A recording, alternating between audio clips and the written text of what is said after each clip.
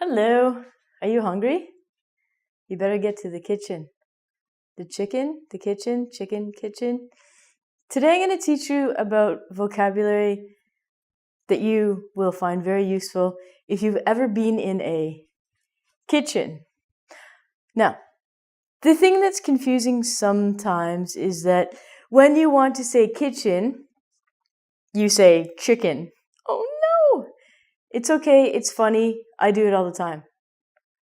Do I do it all the time? It's a very natural mistake. So if you're ever having a conversation in English and you say "Bark, bark, bark, bark," chicken instead of kitchen, don't worry. But we're going to go through some kitchen vocabulary. My name's Ronnie. Let me take you through the magic of the kitchen. The very, very first word that I'm going to teach you is nuke. Nuke. Nuke is a verb, and it's a new word from the 1980s. That's so new, it's 30 years old. Nuke is the verb that we use for a microwave. A microwave maybe came out in 1981. I don't know. I remember in my house getting one in 1983, and I could make popcorn, and it was amazing. So, about the 1980s, we had this amazing thing called a microwave. You probably know what a microwave is, but if you don't, it's like a little oven that cooks your food really, really quickly. We actually developed a new word for this we called nuke. So I can say, I nuke my food. That means, I put my food in the microwave. Ding, ding, ding, and it's ready to eat. The next thing that we have is an oven or a stove. Now, oven and stove, same word. It does not matter if you say oven or stove. Who cares? I don't. An oven or a stove, properly, the stove is actually a stove top, where you would put things on top of the stove top. And the oven is actually this part inside where you open the door. Woo! Inside the oven part at the bottom here, you can bake a cake. For me, I like cheesecake. If you'd like to bake me a cake, please do send it to me at ingvid.com. I will be happy to eat it. You can grill or broil. Now, grill and broil is the same. It just depends on what your oven says. When you bake something, the heat comes from the top and the bottom of the oven, and it's distributed throughout.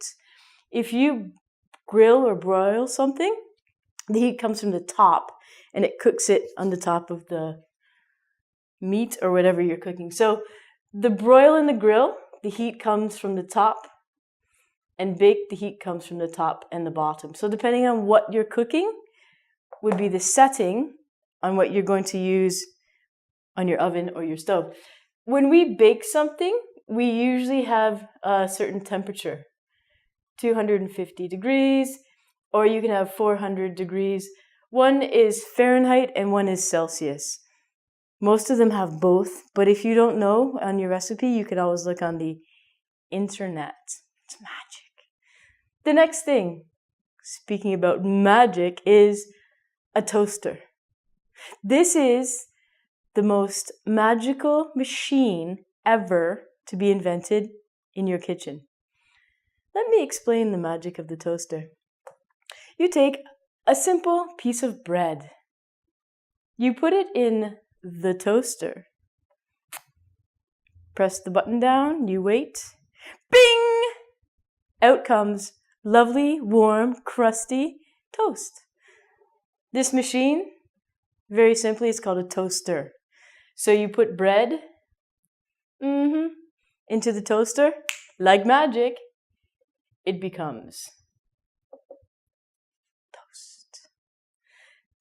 The next appliance we have is a kettle. Now, if you like to drink tea or coffee, you're going to love to have a kettle. A kettle is a machine that boils water.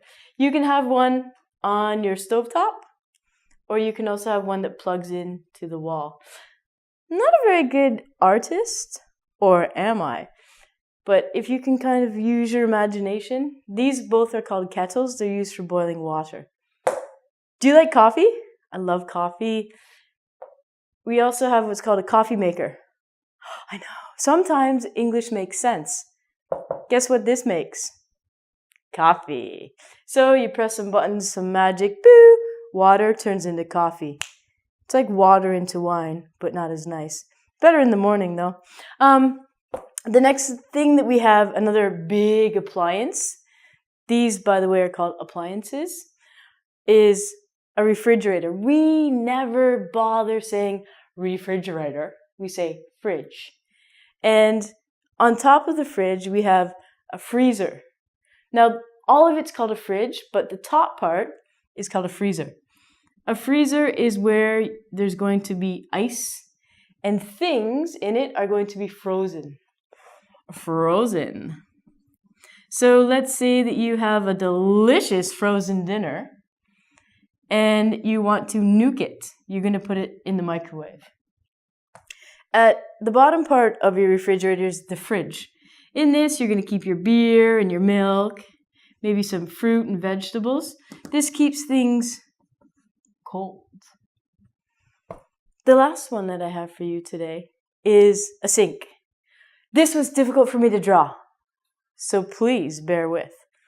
A sink is the place in your kitchen where you would wash the dishes if you don't have a dishwasher, and where you would get your water supply.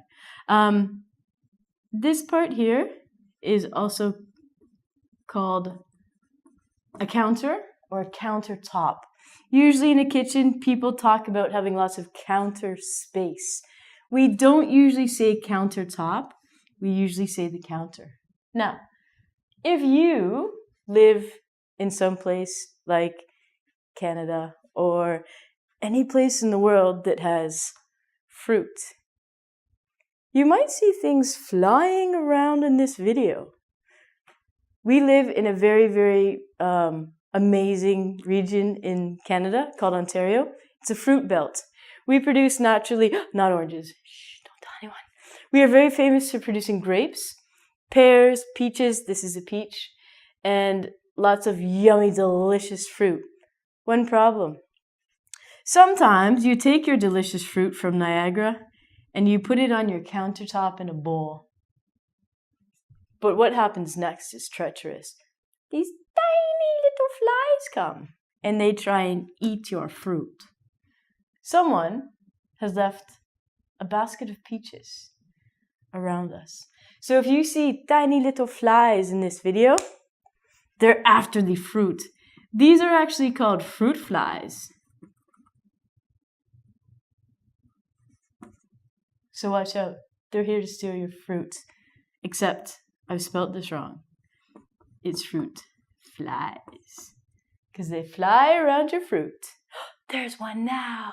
Bye.